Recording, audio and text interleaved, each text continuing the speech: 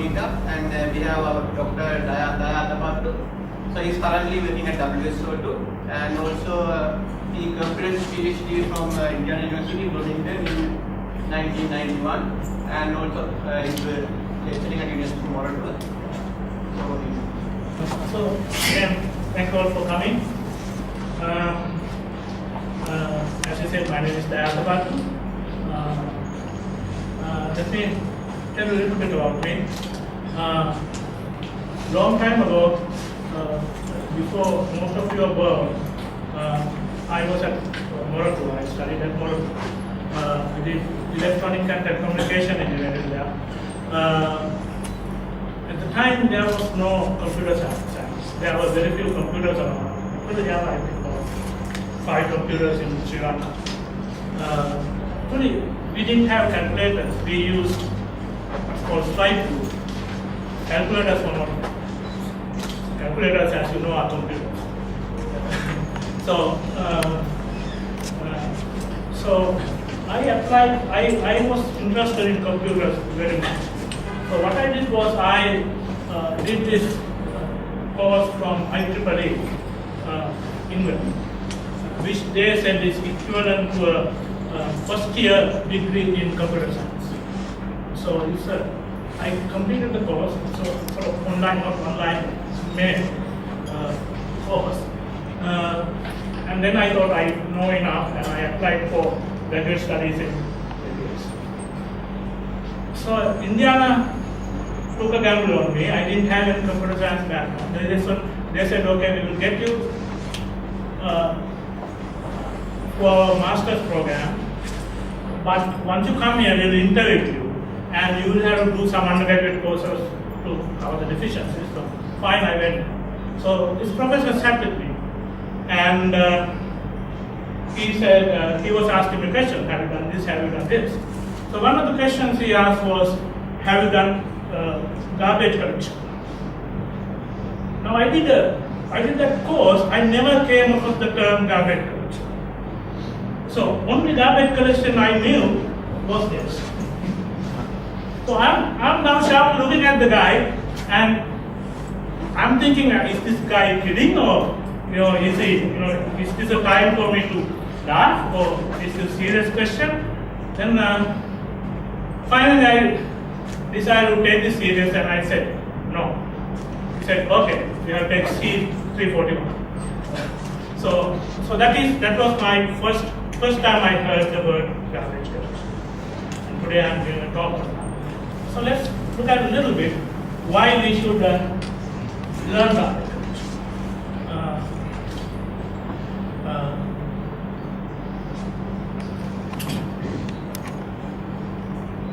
So there are languages where you have to explicitly collect garbage, and Java does you a favor by collecting garbage underneath while without your interference. So if Java is doing this, why do you want to go and study garbage collection? You just program and garbage collection will happen, right? So the reasons are this. Garbage collection in Java has several algorithms, and these algorithms, you have to choose one of the algorithms to suit your application.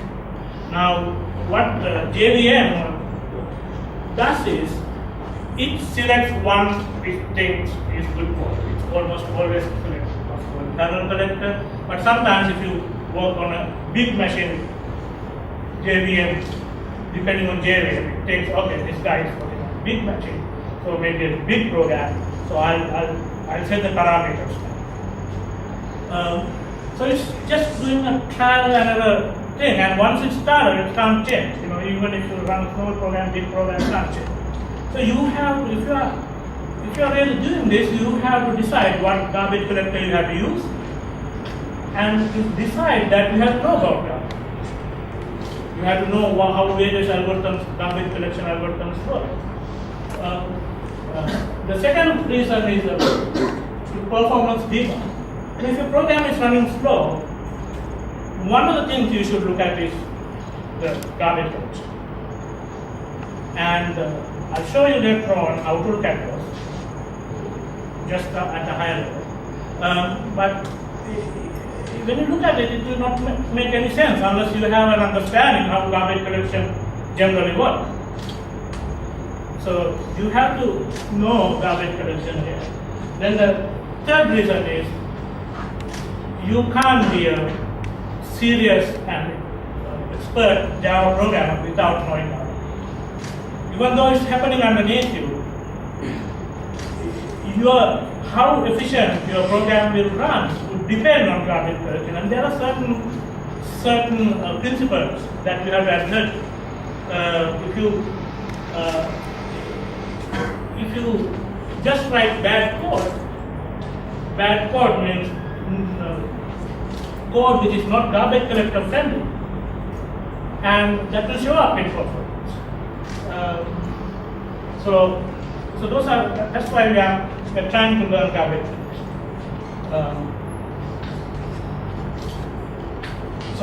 So this is what I'm going to talk about. I will talk a lot about how garbage collectors work.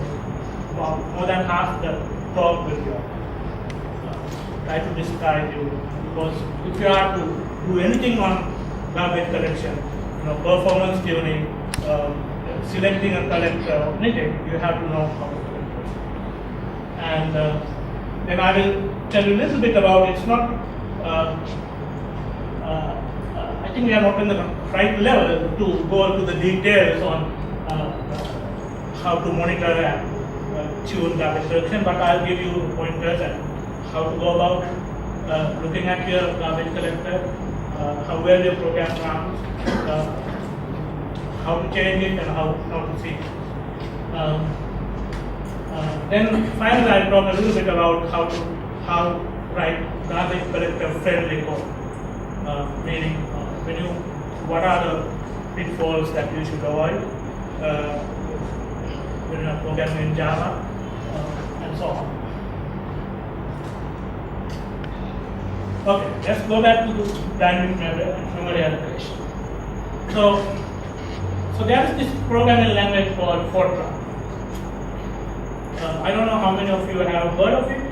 I have been consulting in US. Actually, even now I'm officially consultant there. And most of the time I get called to speed people's programs. So they have this huge program and they want it to run fast. So they call people like me and say, please help us to run this fast. And more than 50% of these programs are written in Fortran. This today, it is very high level bands and so on. So because these codes have been there for a very long time, they don't want to change. So Fortran is very popular, that's what I mean. But Fortran does not have dynamic memory allocation, which means, current Fortrans do. Fortran has changed, but I'm talking about Fortran 77. The classic Fortran, actually most of this code is written in classic Fortran. At the compile time, you get some amount of memory, and that's what you get. You can't create memory, no dynamic. So they didn't have a problem with garbage collection. The program is same size from the beginning to the end. That's how Fortran works. C, on the other hand, there's explicit allocation of memory called malloc. If you have programmed in C, you probably know.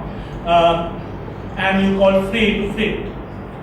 So you want some more memory, you make the call malloc, and you get memory, so programmer has to manage it. The Java, on the other hand, has garbage collection built into the JVM.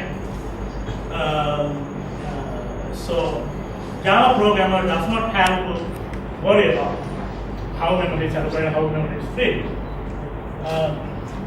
That's a good thing, and it's a good thing and a bad thing in a way. It's a good thing because you can concentrate on your algorithm, you know how the program should run rather than on memory allocation. It's sometimes bad thing because if you are careless, you will do bad things to code. You will, if you keep your variables too much longer than you need, meaning keep a reference to one of your variables, one of your objects, you will be holding. These things can go unnoticed in a system where these things happen automatically.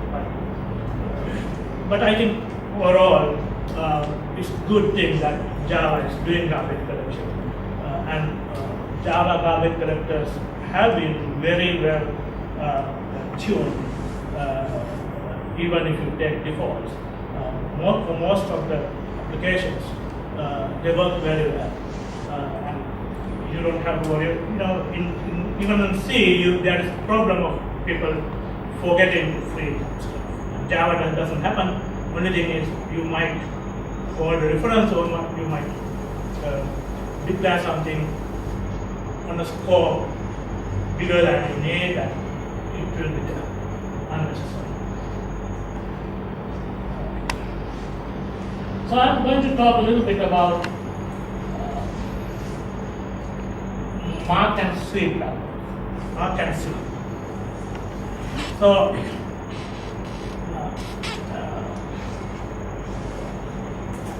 this is there are two main ways. Just don't think about that for a second. There are two main ways people used to identify targets.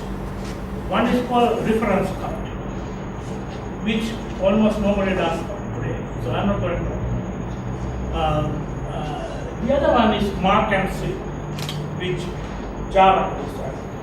Almost everybody uses for that.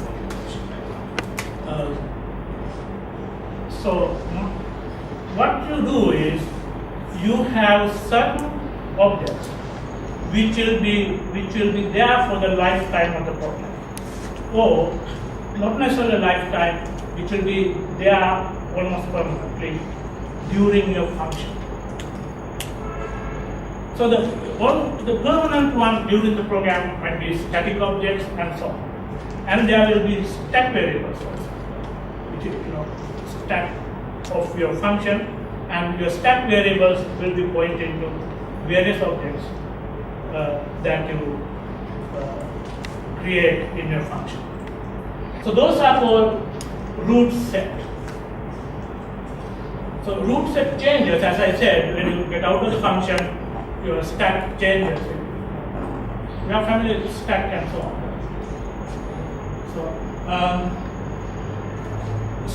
So what garbage collector does is it wants to know what objects are live and what objects are dead, not reference. So if there's an object which is not referenced by a live object, not just an object but a live object, if it is not referenced by one object, then that object is dead.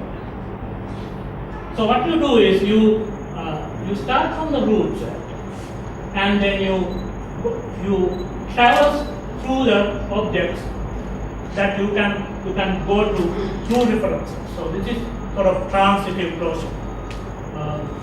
So anything that you can reach is live. Anything you can't reach is dead. So all the red squares here are dead. Even though that red square is pointing to a live one, that doesn't count. The live one has to point to set, right?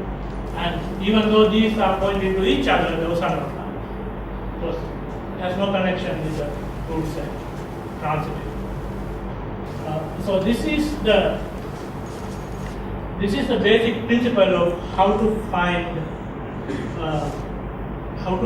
the live objects within the JLP. Java garbage collector also works. There are several garbage collectors. There are Sun has about 3-4 garbage collectors, and there are other commercial garbage collectors which you can pay for and get, and so on. But every garbage collector which is widely used garbage collector use this principle, what's called weak generational hypothesis. Weak generational hypothesis says that most of the objects die really young. And you create almost immediately it dies. And that's how, this is how almost all the Java programs work. When the program runs, you create objects, almost immediately most of the objects becomes unrecoverable or die. And also, there are only few references from old objects. Some objects survive and they become old. And there are only few differences from those old objects to young. So this is called weak generational hypothesis. And as I said earlier, almost every garbage collector depends on this principle. So here are two bags of apples. We know apples when they have like lifetime of say 1 month. Just think the other way around. Think that apples, young apples die fast, but some apples survive. That's the situation we have in China.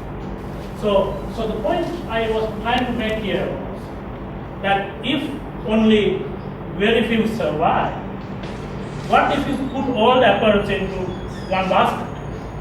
Now you have to pick up the apple and do something. In Java, you have to, object by object, you have to make sure that there are no references. So like that, you have to pick up the apple and make sure that this is not there. So if you put all the apples in one basket, you have to pick up every apple and check it. But you know very well that new apples are very likely to die. So by mixing new and old ones, you have to check each and every old one as well. So what Java does is, they keep the two sets separate, old ones separate from young ones. That way you can more frequently look at the young ones, because those are the ones, that's the place you're likely to find more dead ones. So you are not wasting time looking at the old one, where about 10% are likely to be dead, whereas on the new ones, about 9% are likely. So you can spend your time more on the new ones. So again, almost every collector uses this principle. They keep young separate from old. And by doing this, they make it much more efficient, because they don't spend a lot of time. Occasionally they take the big one. We'll come to occasionally later how that happens, but young generation is checked. So having said that, this is the basic regions in Java here. That's the region. This is the top line there. In survival place, two survival spaces, and the in. They are called the young generation. Young generation. And the tenement space is the old generation. Permanent space is the so what happens is, you go and you do new object or something, and you create a new object. And Java has to now, JVM has to allocate memory for this and give you that output. And it always allocated from the id. That's the first bit. It's the young generation, and that's where it always gives you space. There's one exception, almost always from the id. Then,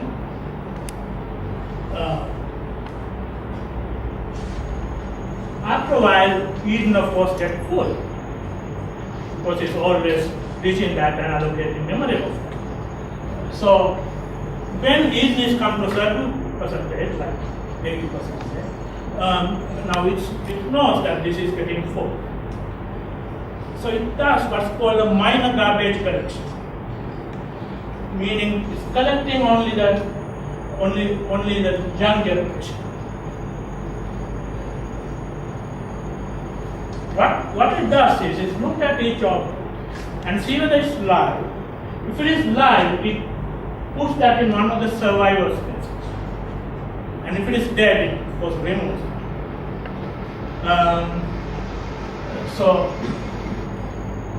So after a couple of rounds, so you can see there is some stuff in it, some stuff in a survival space. Always puts in always one survival space has stuff. Other survival space is empty. I'll tell you how that happens. So when young generation is collected, id always put save on the first survival space and leave this empty. Next time it comes, it does two things. It checks in and put whatever is live on the second survival space and check the first survival space and puts whatever live on the second survival space. So after this minor collection, first survival space is empty because either they were released because they are garbage or they were put in the second survival, and everything from id goes to that. So first one is empty. So it goes. So some objects sort of bounce between survival space 1 and 2, and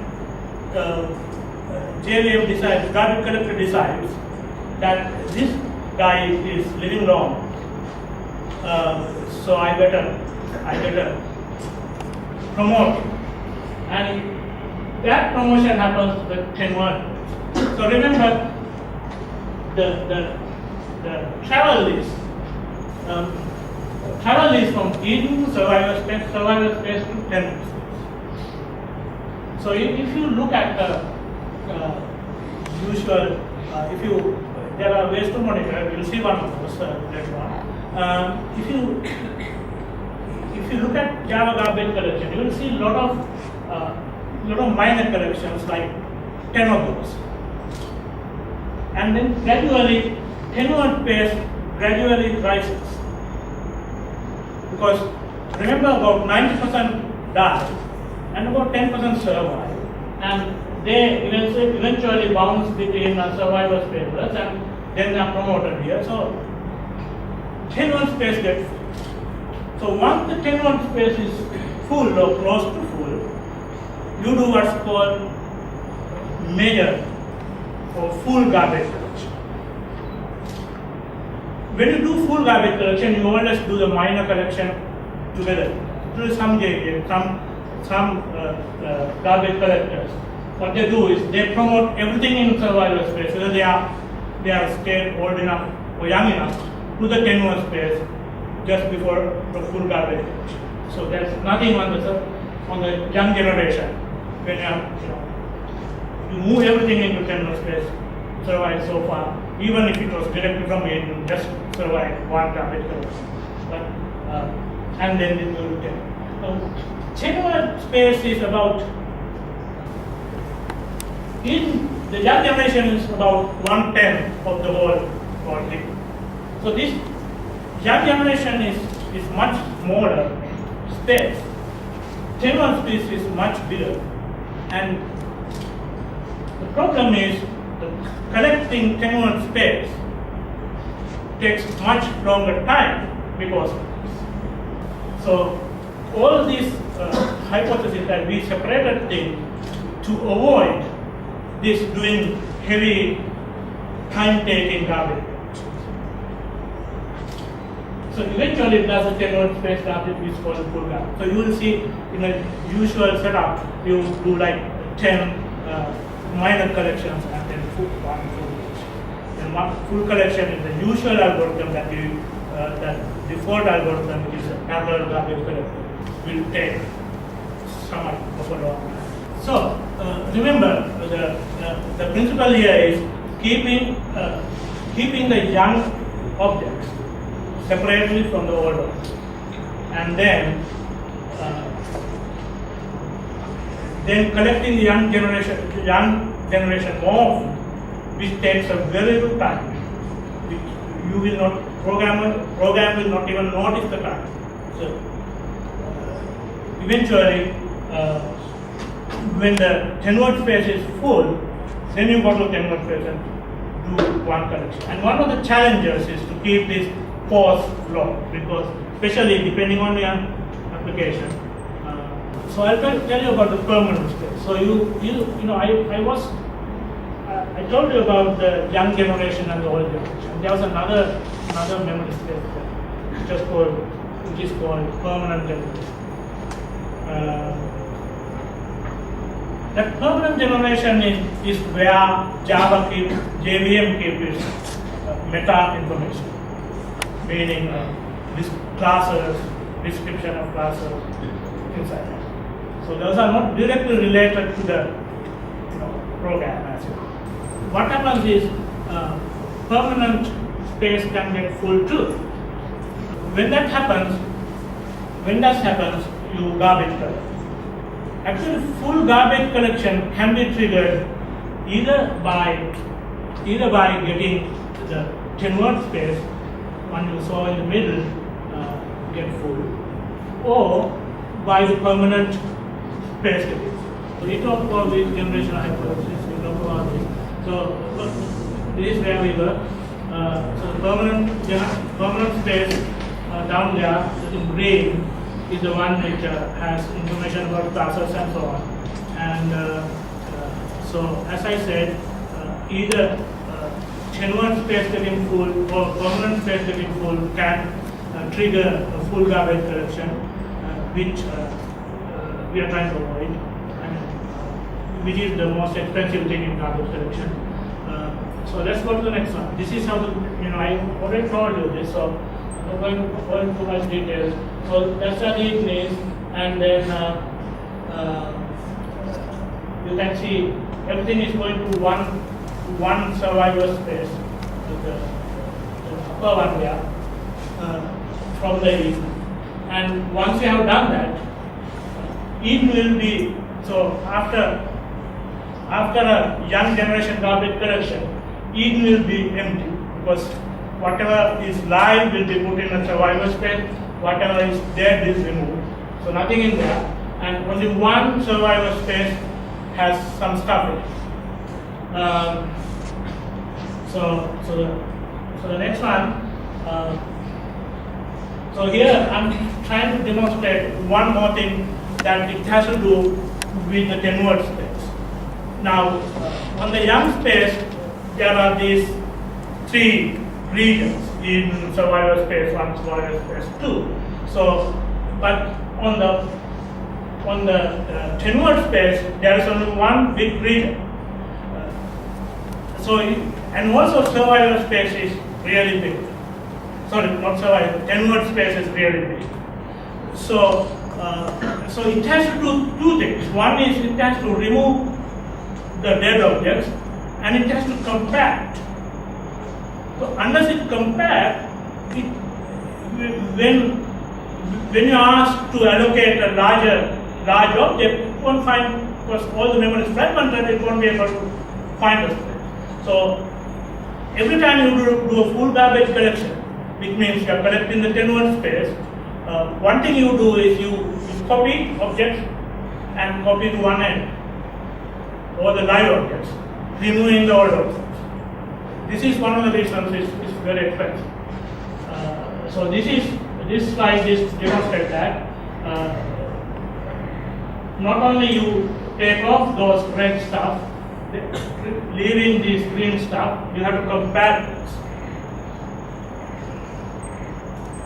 So let's try to go fast. So if you look at the overall picture, this is how it happens. Stop the world is one of the terms that you will hear when talking about garbage collection. Stop the world means when it is actually garbage collecting, application is stopped and garbage collection takes over the JP. So almost all garbage collectors have some stop the world portion, because it's really hard while application is going on. Memory is being allocated, deallocated, and so on. Collect garbage. Nothing is kept. So the challenge is to reduce the stop the world time. Stop the world is a pause as far as the application is concerned. You hit something and you don't see anything. It's like situation. So even though these are like serial one after the other, it's somewhat misleading, because what happens is young collection, the red part in the left, it happens several times in the young. It goes to the young collection several times before going in. It's not every time you do young generation collection, then you go and do full garbage collection. You do several young collections and then you go full garbage. By the way, when you look at some documentation, you will see three terms. One is parallel garbage collector, another one is parallel old garbage collector, another is serial garbage. So that refers to how garbage is collected. Parallel garbage collector basically collects the young generation in parallel, but the tenured space, the old generation, in serial, in one thread. This was the default for a long time. Now the default is parallel old garbage collection. You might think why there are threads, why don't you use this? But you have to understand this is a very complicated thing. While the program is, while one thread is trying to move objects, the other thread is also trying to move objects. You are trying to step on each other. So it's something hard to do multi-thread. But Sun actually didn't figure out how to do this efficiently until recently. So what they called parallel collector was doing the young generation parallel and the tenured generation serial. Now they started doing the tenured version also in parallel. They call it parallel old algorithm. So old does not mean old as in ancient. Old means old generation. So old generation is also collected in parallel. And the serial just means both are doing in one thread. Both are doing. When you are in garbage collection world, in the real world, when you do parallel computing and so on, concurrent and parallel are almost same meaning, and people even argue what concurrent, what's parallel. But in garbage collection, there's a very clear difference. Concurrent means in garbage collection, you run concurrent, garbage collection runs concurrently with the application. Parallel means garbage collection itself run in parallel, not necessarily concurrently with the application. So you will see the term when you're talking about garbage collecting algorithms, this concurrent, which is parallel. Parallel means garbage collection happens in parallel, but application is stopped. Concurrent means application runs and garbage collector runs, they run concurrently.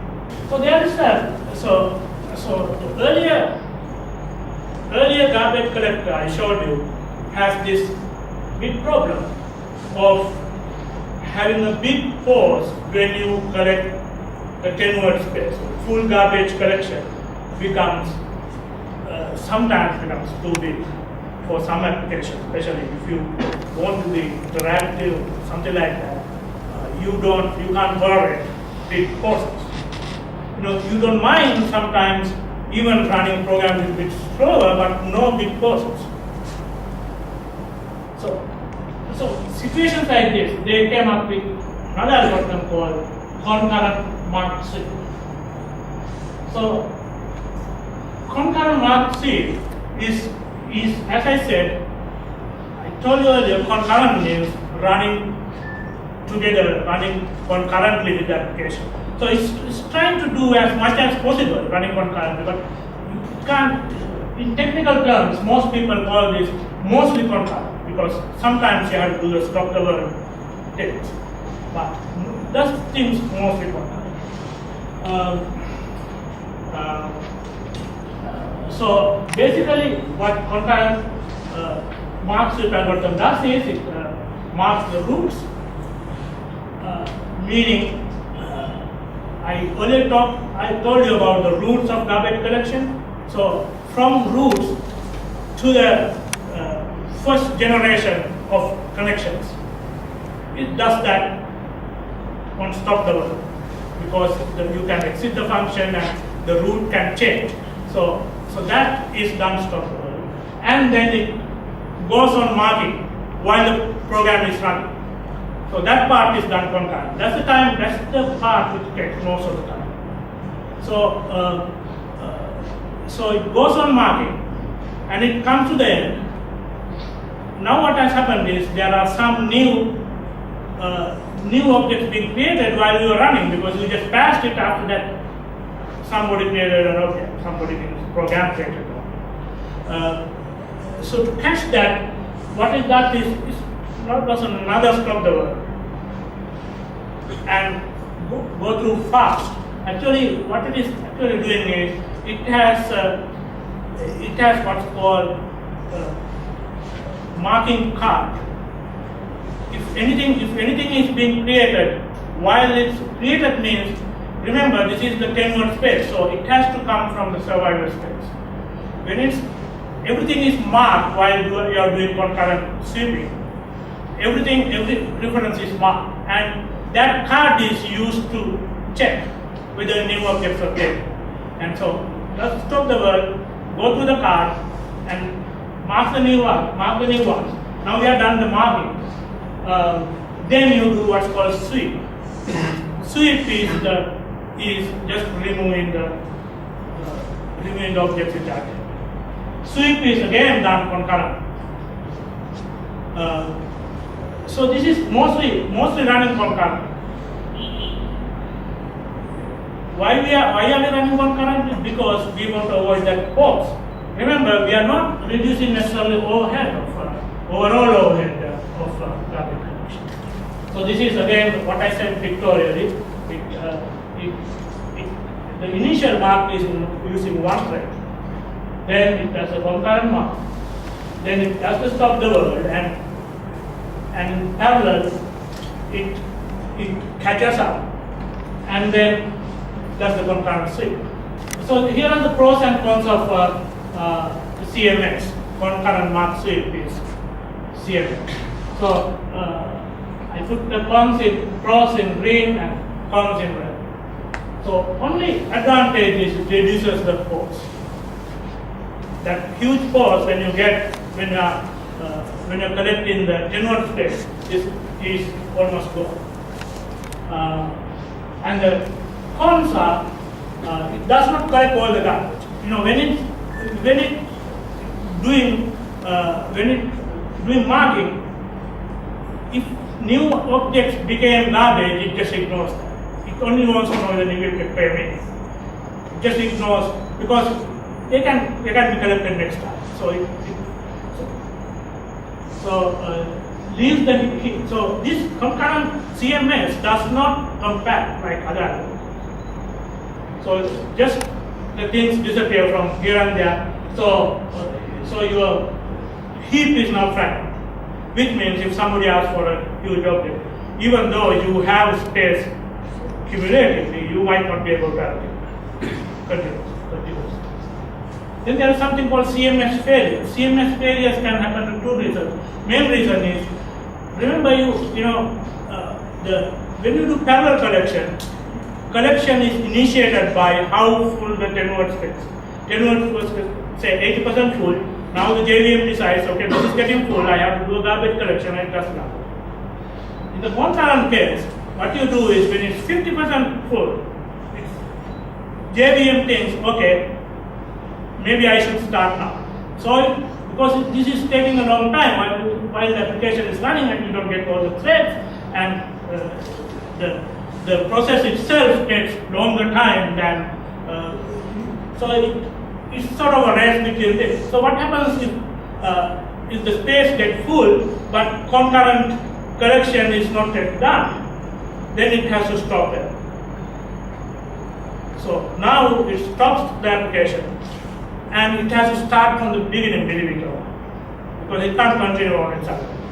So it gives a huge pause which you are trying to. So this is called a CMS failure. So occasionally you will see, if you use CMS, you will see CMS failures. Another sort of different kind of CMS failure is you ask for space, but you can't allocate it because your heap is fragmented, which you wouldn't have had if you were doing parallel collection because you compare. Then it needs more heap because it gets fragmented. Usually, if you are using CMS, you have to allocate more, and then it of course use threads concurrently with the application, so application requires threads and less CPU. So those are the problems. So looking at all this, some came up with this new one called G1 or garbage first collector. So garbage first collector has the, it almost works like CMS. It also uses the weak generational hypothesis. So it has hidden, it has survival spaces, and it has 10 word space. The difference here is that they are not together. So you divide the heap into small pieces, not small, but the portions, various portions, and then there could be like 1024 partitions of the heap, and each of these partitions can represent a hidden or survival space or 10 word space. Now the advantage is, there are several advantages. One is that you don't have to, remember in the 10 word space, you have this one huge space, you start it, you have to finish it. So that's why you get big. Now you can do a small piece if you want, and which gives a small. So in fact, in G1 collector, user can specify how much force you are willing to tolerate. The JVM does not guarantee that it will obey that, but it tries to do that. So because it can do 2 spaces, it can do 3 spaces, and it can go on whenever it sees something is somewhat full. So I'm not going to go too much in G1 collector. This is on Java 7.4u, I think. And it also has some space called humongous spaces. One of the problems with parallel collector is your hidden is small, but it's about 1/10 of the area. So if somebody wants a larger space, larger than say hidden, you have no alternative but to allocate it in the 10 word space, because that's where you have space. Now you screwed up all the algorithm because now the brand new one went over. To avoid that, it sort of allows you to create humongous space, what's called humongous space. So those are basically each part of it, but one of those small squares can't, object is large that it can't keep it. So it keeps in a special space.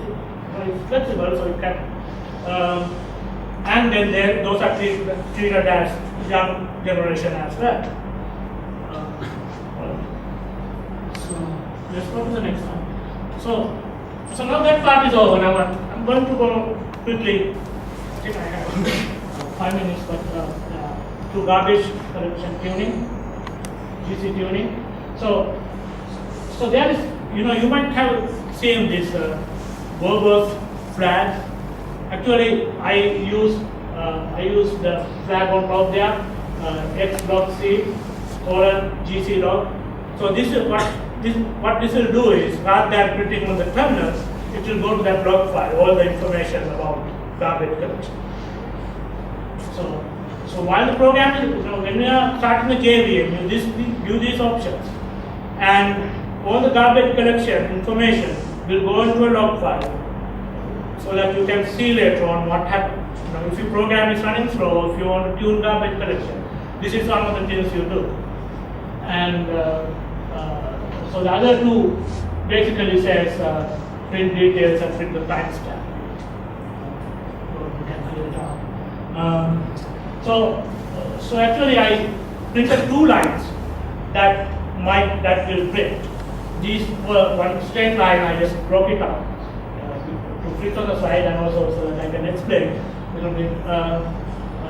So the first line happened indicate that at the time 6.255 it starts from 0, and this is timestamp. Young generation garbage collection happened, and it says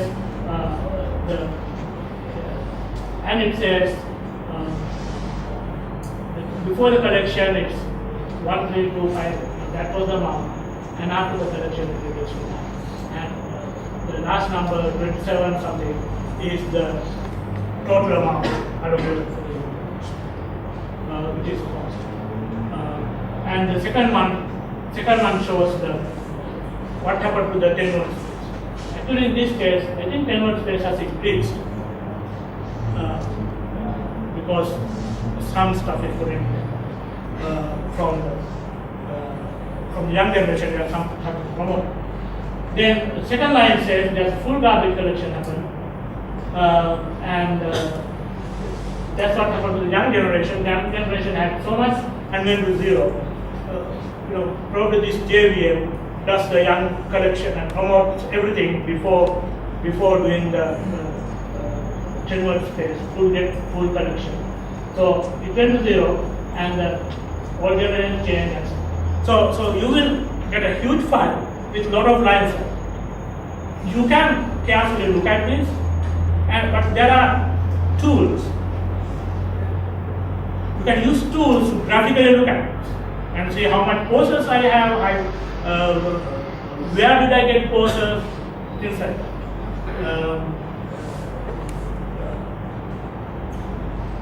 So here are the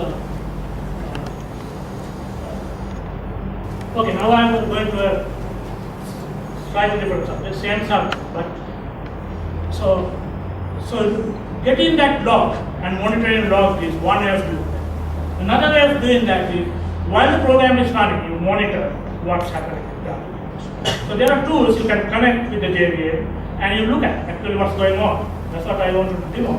I don't know whether I have enough time. So these are 3 tools. The one I'm going to use is the third one, which is Visual VM has an extension for garbage collection.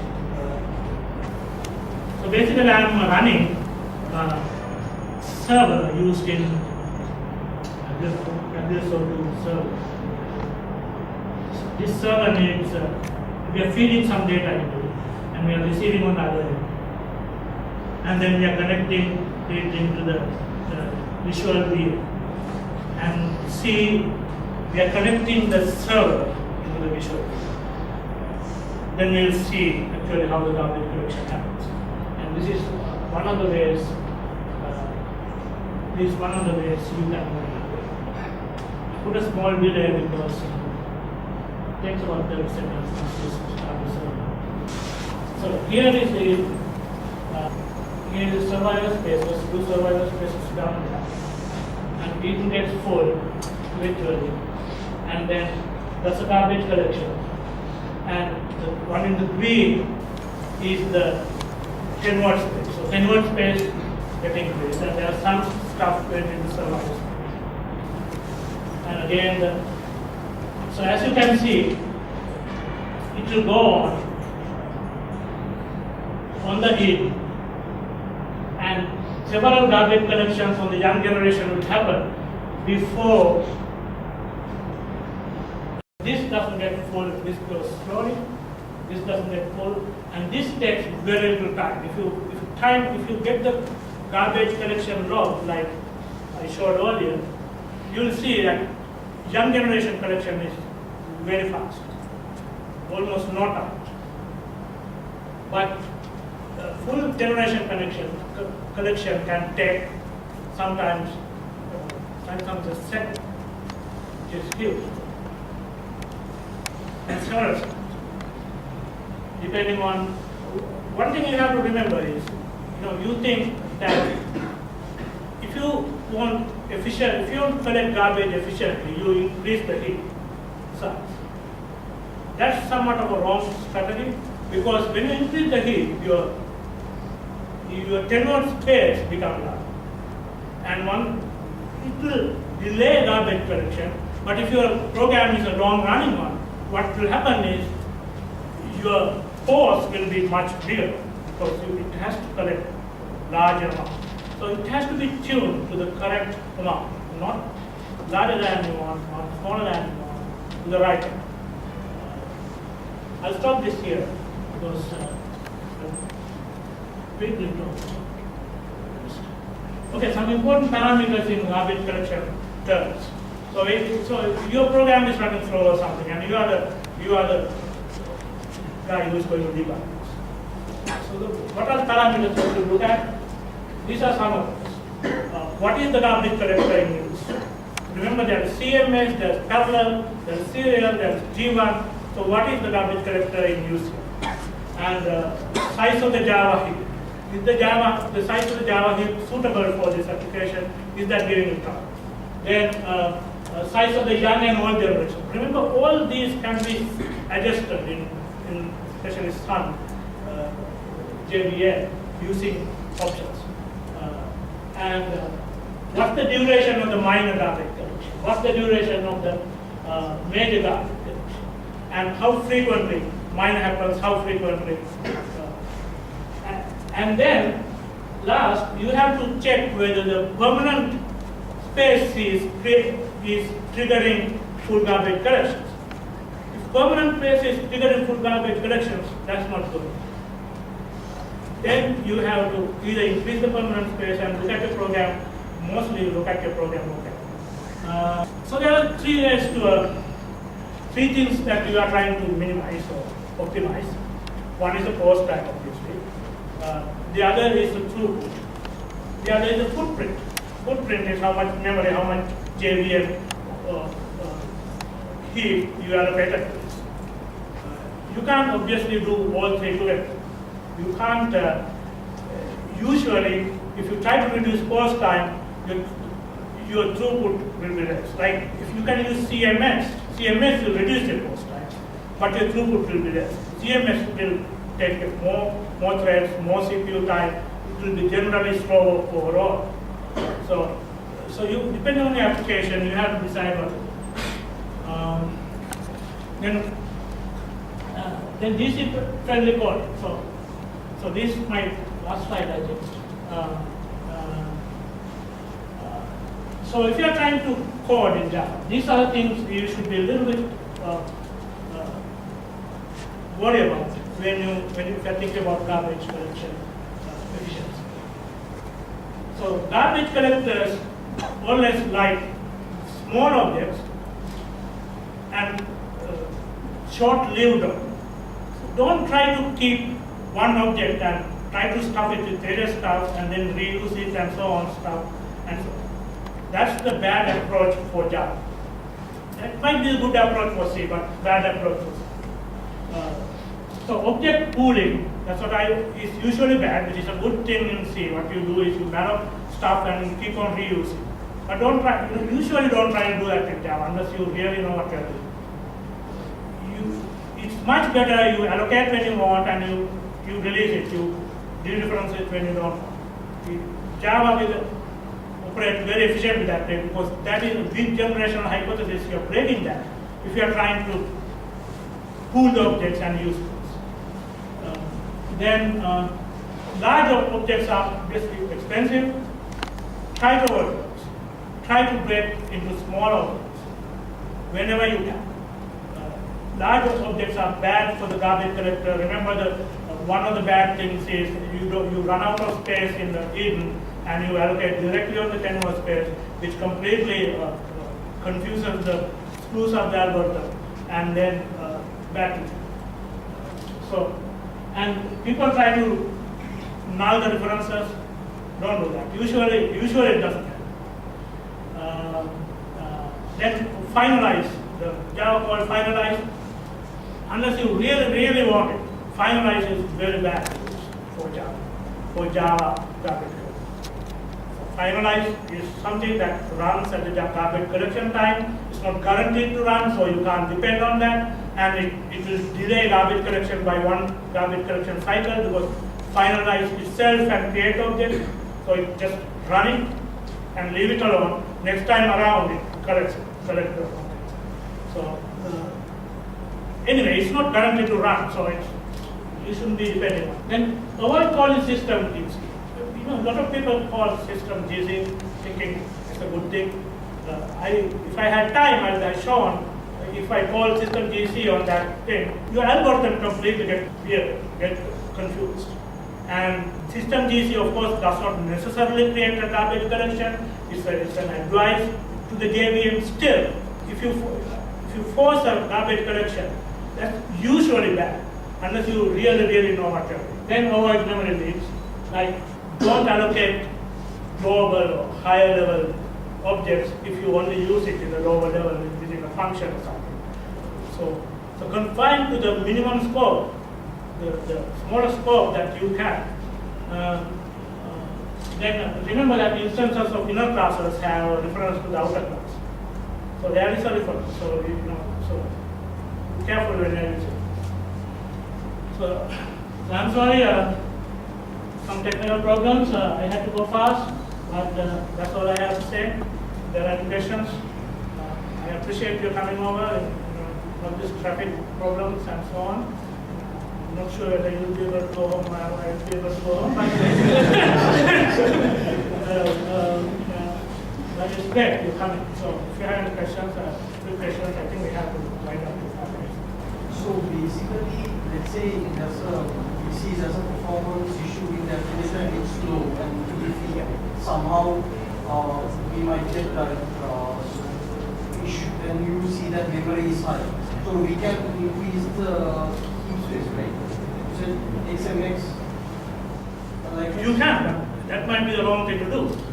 So first of all, if the performance is bad, it could be due to garbage collection, it could be due to something. So you have to find out whether it's due to garbage collection. If it is due to garbage collection, then increasing the heat is probably the wrong solution, maybe the right solution, but you don't know. So you have to investigate. So there are two ways I showed you. Getting the log and looking at the log, and also looking in real time visually. So basically trial and error, you can... Not trial and error necessarily, it's more than trial and error, it's a concentrated study on what's going on, right? You have to look at it. See, you can do trial and error if you don't have opportunity. You can increase the heat, decrease the heat, give more.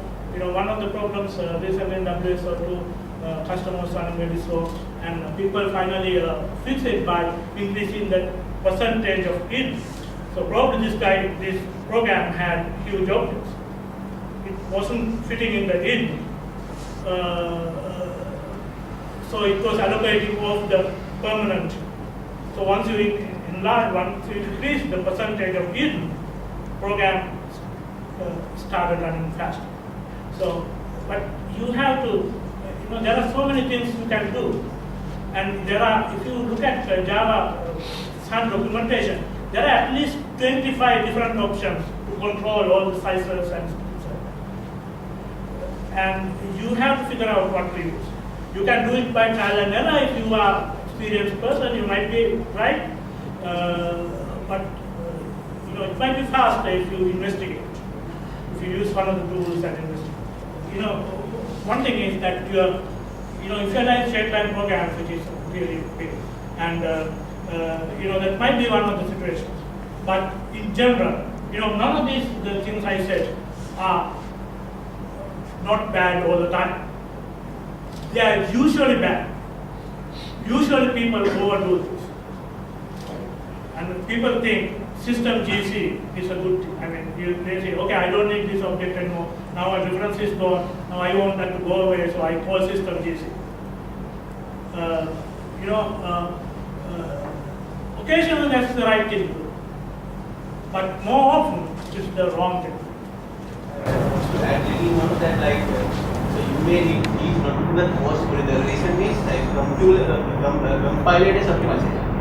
So if you put an R reference there, it may not be the actual code line byte coding. So if compiler can find out there are no more references to that in the method, so it will do that for you. So we don't need to do it first. Thank you very much. Thank you very much, sir. So it's a very informative session, and so next meetup we'll be having next year around January. So we are planning something on Java class loading. So we'll let you know the exact day. So thank you very much for coming.